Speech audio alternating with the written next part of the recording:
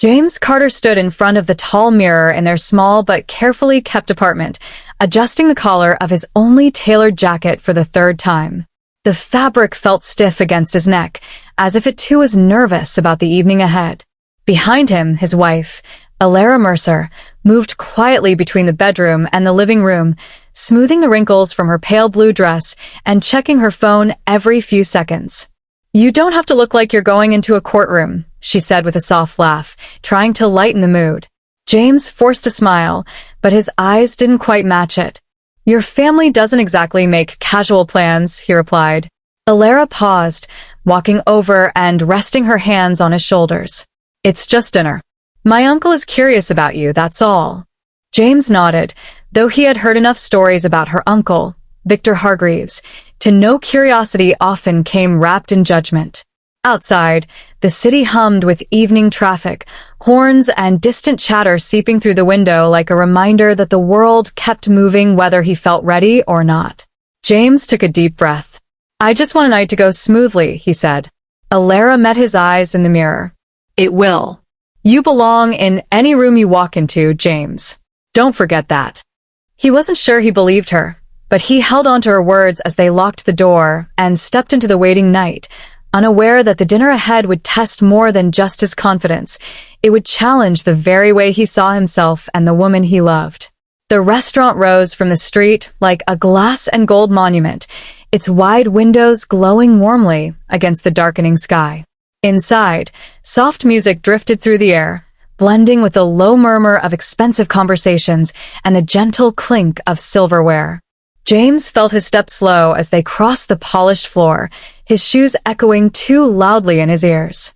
Alara squeezed his hand. "There they are," she whispered, nodding toward a large round table near the window. Seated there was Victor Hargreaves, tall and sharply dressed, his gray hair combed back with precision. Beside him sat his son, Nathan, whose relaxed posture and confident smile suggested he had never once doubted his place in the world. Victor stood as they approached. "Alara," he said warmly, pulling her into a brief embrace. Then his eyes shifted to James. "So, you must be the man who stole my niece's heart." James extended his hand. "James Carter. It's a pleasure to finally meet you, sir." Victor's handshake was firm, lingering just long enough to feel like an inspection. "Please sit. We've ordered a few things already." As they settled into their seats, Nathan leaned forward. "I hear you work in logistics," he said, curiosity edged with something sharper. "That must be interesting." James nodded. "It keeps things moving," he replied simply. Nathan chuckled. "I suppose someone has to." Alara shot her cousin a quick look, but James only smiled, unaware that this small exchange was the opening note of a much longer, more complicated symphony of power, pride, and quiet challenge. The waiter arrived with menus that felt more like leather-bound books, and Victor waved them away with a confident flick of his wrist. "We'll have the chef's recommendations," he said. Turning to James, he added, "You don't mind, do you? It's best to let experts handle these things." James hesitated for a moment before nodding. "Of course." As glasses of water were poured, Victor leaned back in his chair. "Alara tells me you didn't go to university," he said casually, as if discussing the weather. James felt Alara's hand tense on his knee beneath the table. "No, sir," James replied. "I started working straight out of high school." Victor raised an eyebrow. "And yet here you are, married into a family that values education quite highly." Nathan smirked. "Guess you skipped a few steps, huh?" Alara couldn't hold back. "Nathan, that's enough." Victor held up a hand. No. "It's a fair observation." He turned back to James. "Tell me, do you ever feel out of place?" The question hung in the air, heavy and deliberate. James took a slow breath. "Sometimes," he admitted. "But I've learned that every room has something to teach you, no matter how you got there." Victor studied him, his expression unreadable. The first plates arrived, artfully arranged dishes that looked more like paintings than food. James stared at his, unsure where to begin. Nathan noticed and laughed softly. "You start from the outside and work your way in," he said, as if explaining something obvious. James smiled. Thanks for the lesson. But inside, he felt a quiet fire begin to spark, a realization that tonight wasn't just about fitting in. It was about deciding how much he was willing to bend before he stood his ground. As the meal continued, the conversation drifted from business deals to investment portfolios, topics Victor and Nathan spoke about with effortless confidence. James listened, nodding when appropriate, occasionally asking questions that were met with polite but thin responses. At one point, Victor leaned toward Alara. "It must be nice to have a husband who's so grounded," he said, emphasizing the last word. Alara's smile tightened. "James brings more to my life than any title or degree ever could." James felt a warmth spread through his chest, but it was quickly tempered by Nathan's laughter. "Love is important," Nathan said, raising his glass, "but so is ambition." James finally spoke up. "Ambition isn't always about climbing higher," he said calmly. "Sometimes it's about building something solid where you are." Victor tilted his head. "Interesting philosophy. Does it pay well?" James met his gaze. "It pays in ways money can't always measure." For the first time, Victor looked slightly taken aback. The waiter returned with dessert, a delicate creation of chocolate and gold leaf. As plates were set down, Alara leaned closer to James and whispered, "I'm proud of you." He smiled at her, feeling a shift inside himself. The room no longer felt like a stage where he had to perform. It felt like a place where he could simply be. Across the table, Nathan noticed the exchange and frowned, sensing that the balance of the evening was beginning to change in ways he hadn't anticipated. When coffee was served, Victor stood and suggested a toast. "To family," he said, lifting his cup, "and to the alliances we make that shape our futures." Everyone raised their cups, but James hesitated for a heartbeat before joining in. Victor's words echoed in his mind, and he realized that this dinner had never been just a meeting, it was a test. As Victor sat back down, he looked directly at James. "You know, opportunities have a way of appearing when you least expect them," he said. "With the right guidance, even someone from a modest background can go far." James set his cup down. "I appreciate the thought," he replied, "but I've learned that the best opportunities are the ones you create yourself." The table fell quiet. Alara reached for James's hand, her eyes shining with something between relief and admiration. Nathan shifted in his seat, clearly uncomfortable. Victor studied James for a long moment, then chuckled. "You're an interesting man, James Carter." James smiled. "So I've been told." As the night drew to a close and they prepared to leave, James felt lighter than he had when he arrived. He didn't know what the future held, whether Victor's words hinted at genuine support or another layer of control, but he knew one thing for certain. He would walk forward on his own terms, with Alara beside him, no matter how powerful the room he stepped into next might be. The ride home was quiet at first, the city lights sliding across the car windows like silent witnesses to everything that had been said and left unsaid at the table.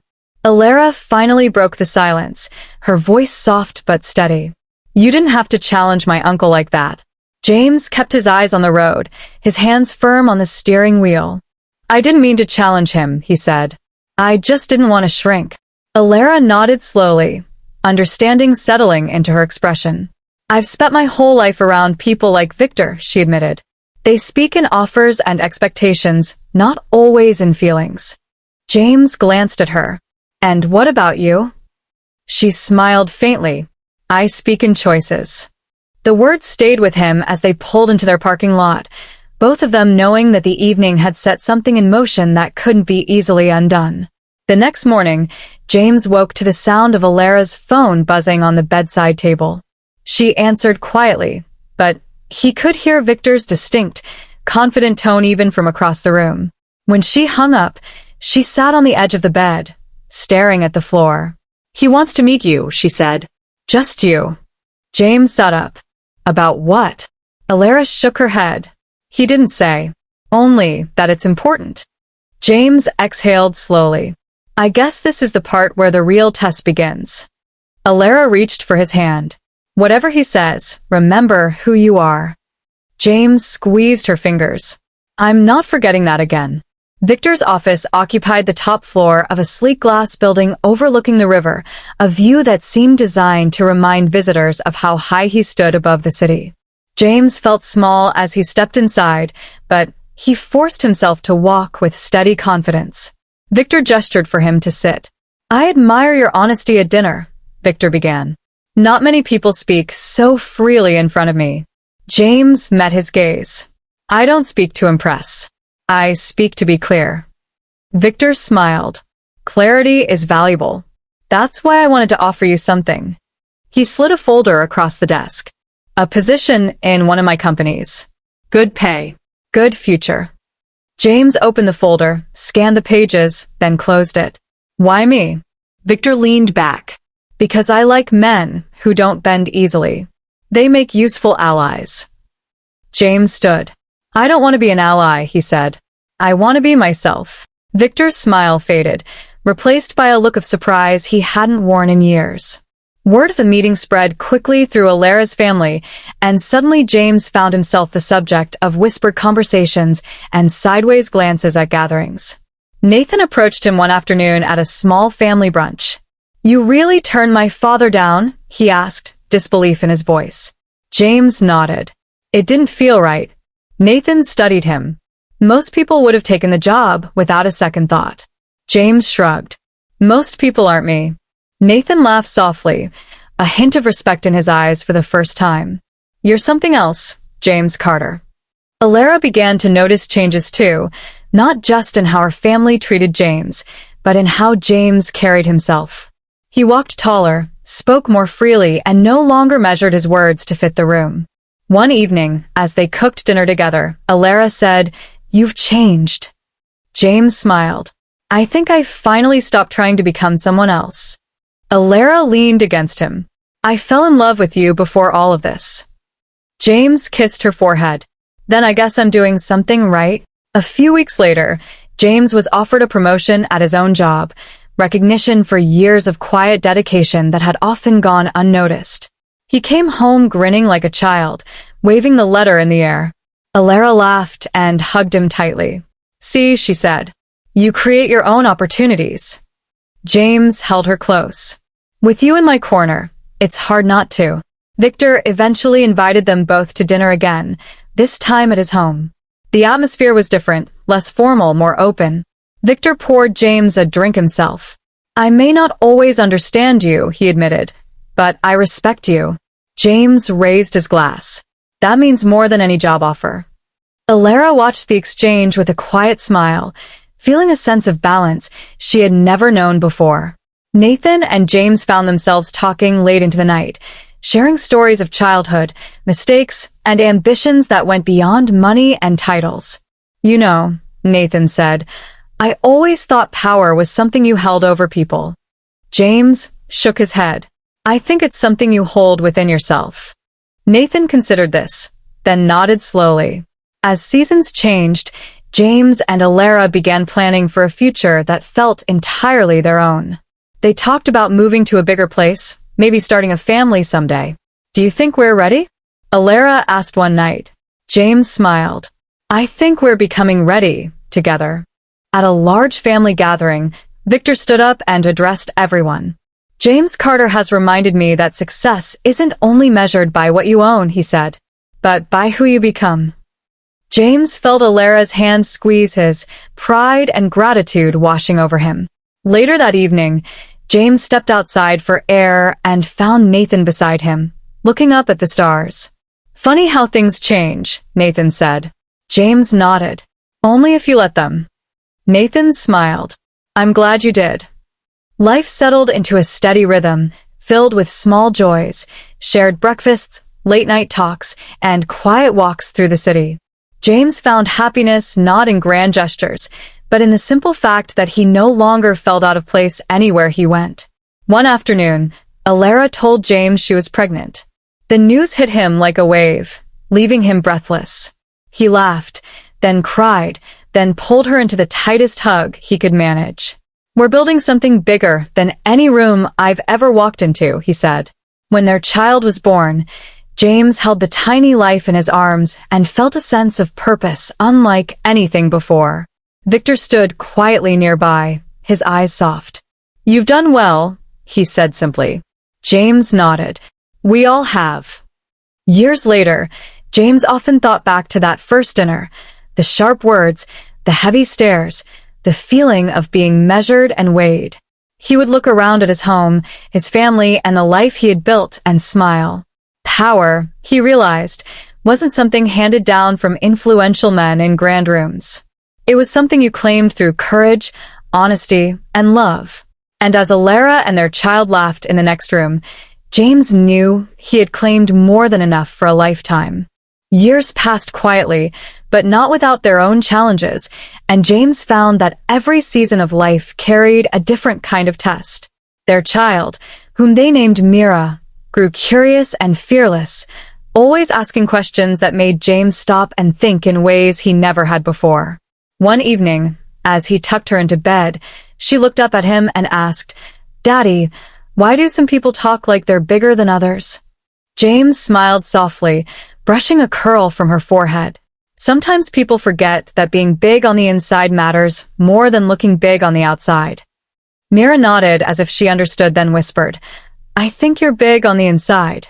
The simple words stayed with James long after she drifted to sleep, reminding him that the lessons he had learned in those grand rooms and tense dinners were now shaping a much smaller, more meaningful world. Alara began working on a community project not far from their home, helping families who were struggling to find stable work and safe housing.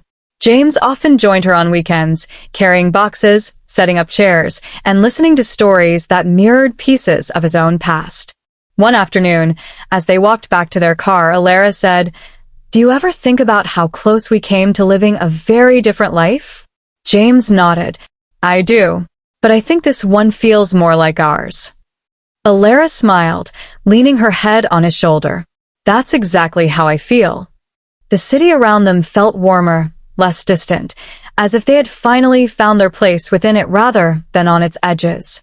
Victor's health began to decline, and the powerful man who once commanded every room now moved slowly, leaning on a cane and the steady arm of his son. When James visited him in the hospital, Victor looked up with a faint smile. "You know," he said, his voice weaker but still sure, "I spent my life building things that could outlast me. Companies, connections, influence." He paused, then gestured toward James. "But watching you build a family, I think that might be the most lasting thing I've ever seen." James sat beside him, feeling a quiet gratitude for the journey that had brought them to this moment of mutual understanding. At a small gathering in their backyard, surrounded by friends, neighbors, and laughter, James stood with Alara and Mira, watching the sun dip below the horizon. Nathan clinked his glass and raised a playful toast. "To James Carter," he said, grinning, "the man who walked into our world and somehow changed all of us." James laughed, a little embarrassed, but deeply touched. Alara squeezed his hand, and Mira clapped excitedly, not fully understanding but happy to be part of the moment. The air was filled with warmth, not the polished kind of warmth from chandeliers and fine wine, but the honest kind that came from shared stories and open hearts. Late that night, after everyone had gone home and the house had grown quiet, James sat on the porch, listening to the soft hum of the sleeping city. Alara joined him, wrapping a blanket around their shoulders. "Do you ever miss the man you were before all of this?" she asked gently. James thought for a long moment, then shook his head. "I don't miss him," he said. "I thank him. He got me here." Alara rested her head against his chest, and together they watched the stars fade into the early morning light.